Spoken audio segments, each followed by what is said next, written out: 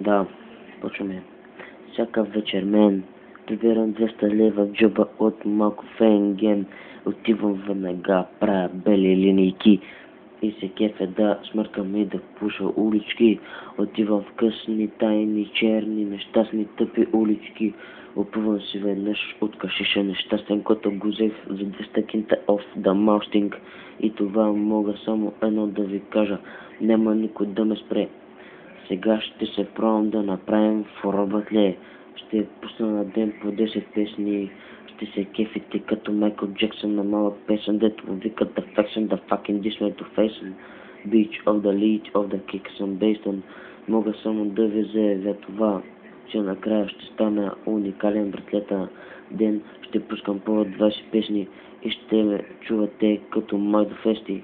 Ще си избирате най-добрите, да. Значи скоро ще имам най-много фенове в цялата страна. Тъпата чага трябва да се заличи. Трябва ние да продължим да пишем рап изкуства, без да спираме на дуства. И да сипаме тъпите чаги курви на нашата мусва. Само мога да им кажа, чукам в бусва. Искам да ви вкарам в буса и да ви кажа, че ще ви тракам куса. Че ще ви тракам вкуса. Да. Че ще ви тракам вкуса. Да. Че ще ви тракам вкуса и викам, ще ви тракам буса. Мога много бързо да променя от един стил в друг и ви да казвате Face Factor.